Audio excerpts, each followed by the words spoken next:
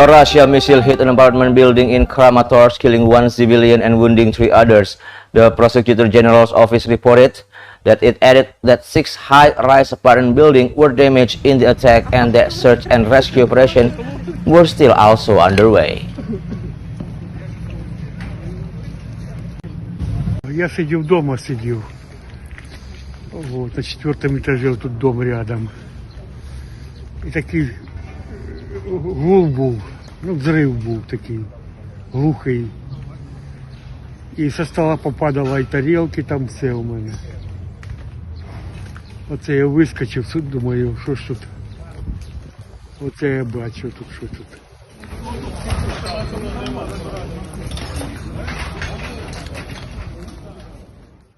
In Kenya, a cafe employs people with cognitive disorder, a special attention that is given for the special people, giving a hope that everyone deserves for a job, for a living.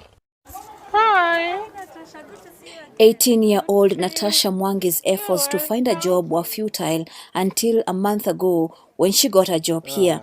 Natasha, who was born with cerebral palsy, welcomes guests at this cafe that offers jobs to people with neurological disorders. I'm happy and at the same time excited. Thank you. Ayira's NeuroSo Cafe is the first of its kind in Kenya. The owner, Diana Ayo, says the name is derived from her now 5-year-old daughter, Ayira, born neurodivergent.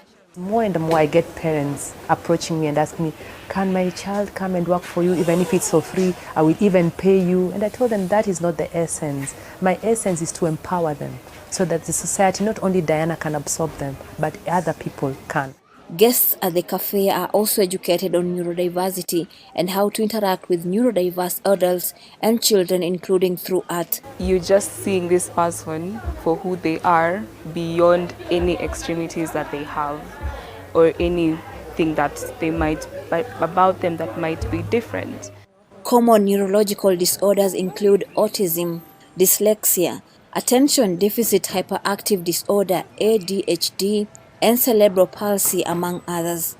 These conditions are triggered by genetic predisposition and events during pregnancy. According to the US-based Center for Neurodiversity and Employment Innovation, unemployment for people with such neurological disorders runs as high as 40%. Experts say that in Kenya, lack of understanding and proper education is locking out many highly talented individuals out of the job market.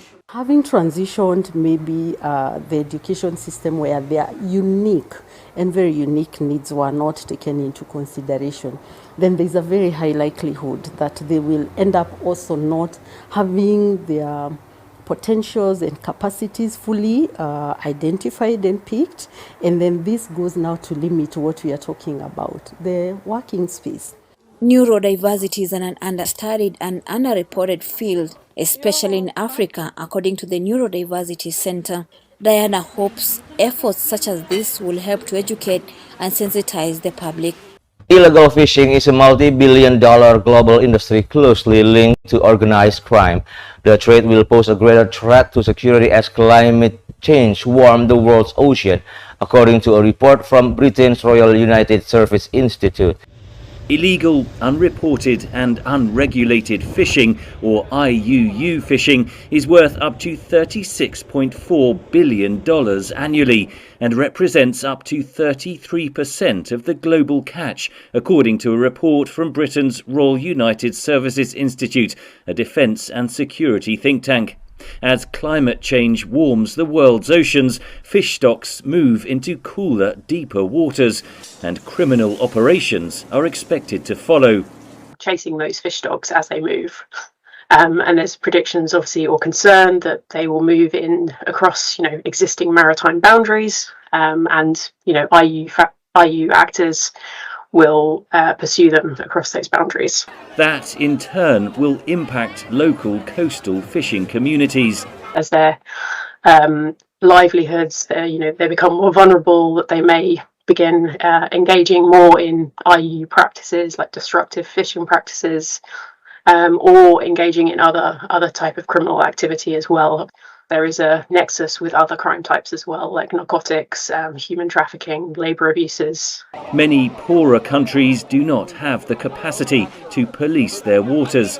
In parts of Africa and South America, coastal community members say foreign trawlers, including vessels from China, have devastated fish stocks. When the Chinese were not here, at least if a fisherman go to the sea, he can at least have something good for a day. But for nowadays, it's not really easy for us fishermen. Yeah, things are tough. China denies its fleets conduct illegal fishing. The United States Coast Guard said in 2021 that IUU fishing had replaced piracy as the leading global maritime security threat. The British report identifies a warming South China Sea as a flashpoint. Already, fishing grounds and maritime boundaries are hotly contested, with frequent armed confrontations. Many relate to the China's commitment to the 9-line, which is its country's sort of self-declared kind of maritime boundary, and that is, they enforce that through armed fishing militia. So that obviously that plays into it a lot as well. But those existing tensions there are likely to be exacerbated by climate change, and I mean that is in line with predictions, you know, of climate change being this kind of threat multiplier. This month, United Nations member states agreed to a high seas treaty to protect biodiversity, establishing vast marine protected areas. Whilst it's, you know, positive move with climate change that we're looking to protect more of the world's oceans, we need to improve our ability to be able to actually monitor and enforce them as well. The report authors call for governments and multinational bodies to tackle illegal fishing activity based on climate change predictions, enhance vessel monitoring capabilities, and toughen enforcement in recognition of the role the illegal fishing industry plays in wider criminal networks. Henry Ridgewell for VOA News, London. The Voice of America, VOA. My sincere gratitude to you for watching MLINE Top 3 Updates powered by VOA Voice of America. Until next time, my name is Mirzawardana.